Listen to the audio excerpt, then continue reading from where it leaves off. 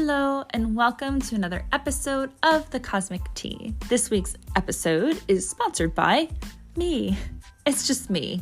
And I want to share with you the 2 ways that you can come into my vortex a little further if you feel the call.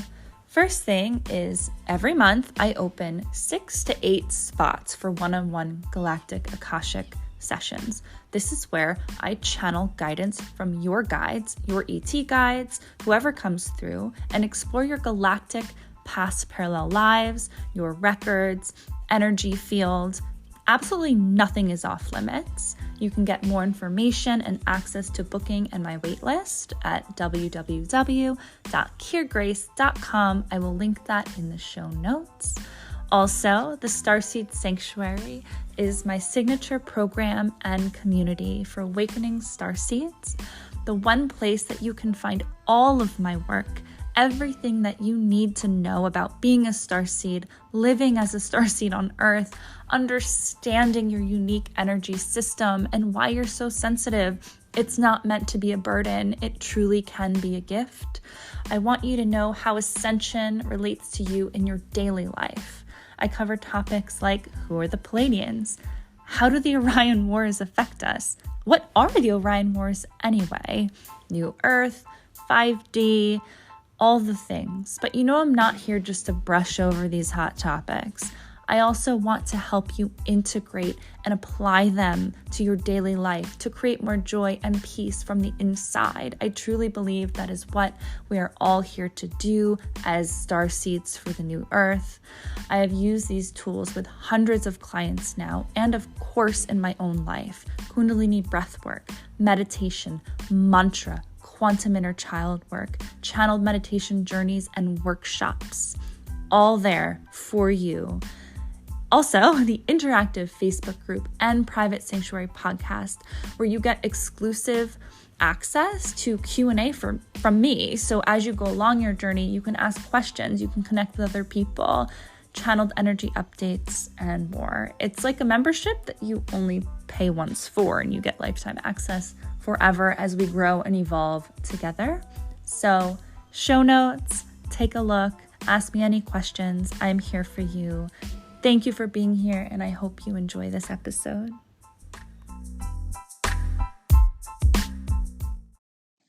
Hello. Okay, so long story short, I had a whack-ass day, really bizarre. I went into it a teeny tiny bit on my Instagram. I'm not going to really go into it now. It's not like the point of the episode, but one of the incidents, which both involved the police and like violation, not from the police, but like other people that I had to call the police about. The second one was my car got broken into, my shit got stolen, whatever. And just, of course, had me reflect upon how my nervous system reacts after situations like this, where my mind goes, where it can go. And I wanted to understand it energetically because shitty shit happens, right? There's the victim and oppressor archetype that we embody in this density on Earth. And it's interesting. I find it interesting. And, a situation like this where I definitely feel violated, I feel sad and scared and angry, all these things come up. And I look at them with curiosity. I allow them to be embodied. I allow myself to feel it all. And also look at it from a real place of interest and the concept of being a co-creator. Now, I know a lot of these concepts, like you attract situations or you create your own reality, can be really miscued and misunderstood in so many ways. I rarely really even see it explained, but I don't look at it from the sense of like, oh, I did something to deserve this. I attracted it to me. Because it's not like none of it's personal. And I think that's where we kind of get caught up. Trying to understand energetics, we make it like very personal and individual, as opposed to the collective consciousness as one pulsating energetic force, right? So all of our frequency attributing to this one frequency. So I'm just gonna like riff right now, break it down energetically from my personal perspective, just as I continue to be on this journey of understanding life as a frequency field, as an expression of God, an expression of duality, and understanding through the Akashic records, what it means to transmute energy. What does it mean to be a being experiencing this planet as we move into a new earth? What does it mean? And not like what does it mean in like a very like mental body way, because I think that's where we get fucked up, right? The only aspect of us that falls for the illusion of complete individuality is the mental body, the ego. So, and not to kill the ego, the desire was to experience. What is it like to believe that like it's just me? And that I'm not you and you're not me, you know? What's it like to forget that I am an energetic creator? What does it mean to have my energy manifest into physicality? So, yeah, maybe you'll find it interesting, a little energetic thought train. So, looking at just the instance really where my car got broken into. All the feelings, all the dynamics that lined up, all of it. I understand the universe is by default seeking some sort of balance. Not just balance, but an integration, a remembrance of one. Unity consciousness. So I can accept that there are likely infinite layers to this experience that I'm not meant to understand.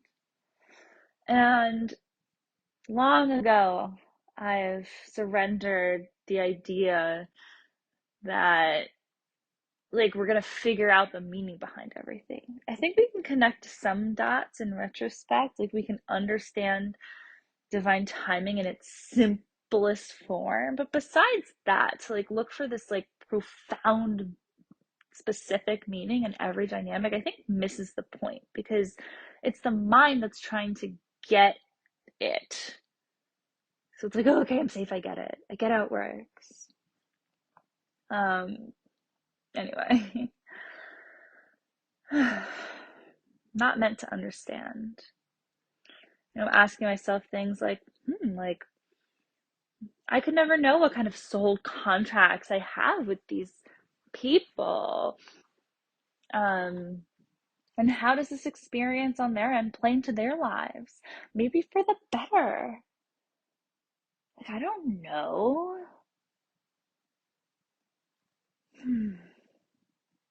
We're all on the same journey to love, the same journey back home. It's not fair, their journey, is it really that different than mine? At the core of it. Although, of course, it's manifested and expressed itself uniquely. How can I see the other as me? I can relate to feelings. I put myself in the emotional body of them during this dynamic. I've had feelings before where it's like the world owes me. I've had feelings that I'm a victim and that people with more owe me. That people with more money, they owe me something. That it's okay to take. I've had these feelings before in my life. I've felt fear. You don't break into a car from a place of love. It's fear, it's desperation, maybe it's peer pressure, social pressure. Maybe it's, you just don't know, seeking excitement. I've made decisions that are not out of love, I've made decisions that aren't really supportive of other people. I've never broken into a car, but still, again, just like boiling it down to the energy, the frequency, the feelings, what creates action in people. And who am I to say that this event isn't another journey back to God?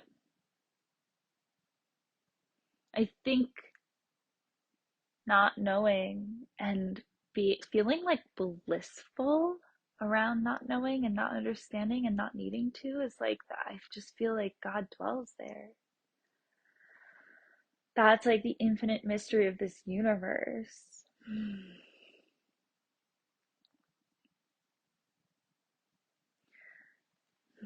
What else am I feeling? So I find that in this relating, that perhaps that this relating is the path to forgiveness beyond the victim and oppressor archetype. Ask myself, can I soften into the feeling of empathy for the human condition, the struggle, the suffering? I don't feel that angry at all, or for whoever did it, because pain creates action like that, of really deep suffering. And I feel more compassion for them in this moment at this time, because there's a lot of suffering in this world. And I think to experience contrast without it being personal is an energetic integration. It's a choice, it's a pathway.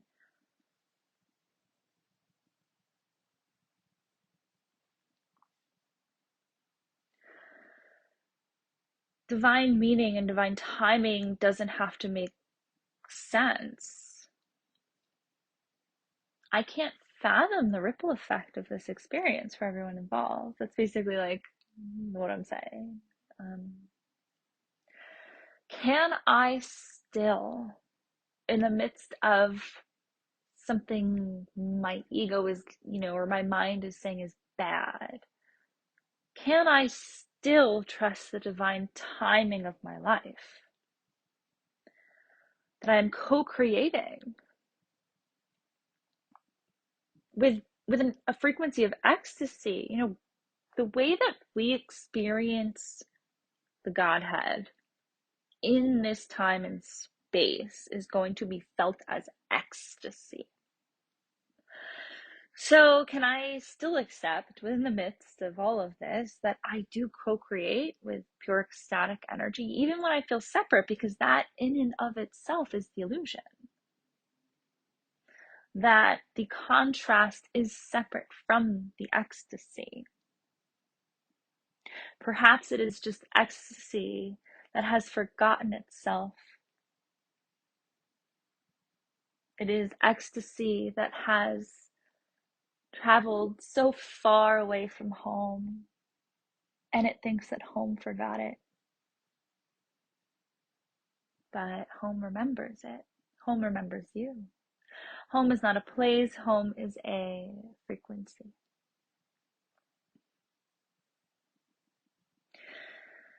This incident and all incidents, that I've experienced, it's not going to remain victim me and evil them and me versus them.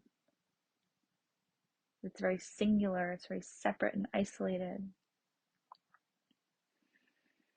Can all of it, all of the duality, be contained in the heart space of God?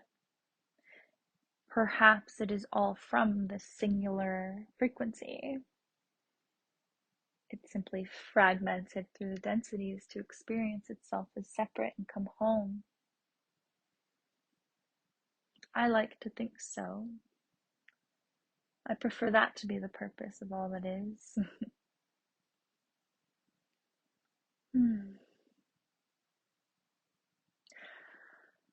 I think that might be all for now. This is just kind of where I'm at reflecting as my nervous system is regulated. I'm coming back to the choice, to my choice of how do I want to look at this? How do I want to understand this? How do I want to process this? How do I want to heal this? I create my own reality, but that does not mean doesn't mean I'm meant to understand the how. It doesn't mean it's all my fault. I attracted this. It's so layered and complex, and I find that it's not often enough understood in a way that can heal. I think the way that it's often repeated is actually detrimental. So it's my current reflection, and I invite you to sit with what resonates and filter it through your own intuition, your own understanding, your own heart, and leave aside what doesn't feel like yours, and that's okay. A huge part of the Aquarian age, excuse me, moving into this new earth. Oh my goodness, I just had a coughing fit. A huge part of moving into the Aquarian age, the bridging from old earth to new earth, is the breakdown of all of the systems that are in alignment with forgetting and fear and division. And a part of that is the fall of the external guru, the fall of spiritual hierarchy, the fall of believing that the teacher is outside of you. Now, that doesn't mean that there's not value in mentors and teachers.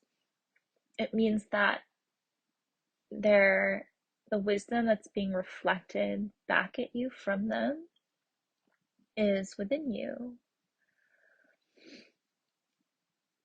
Yeah. So thank you for being here. I appreciate you. If you enjoy this podcast, this creation, please, if you feel called, sorry, I talk really slow sometimes, please like and subscribe. Please rate and review. That really helps me. And I love when you post the episode on your stories and tag me. I love seeing what you're listening to, what you're interested in, what episodes make you feel good. So I'll talk to you soon. Bye.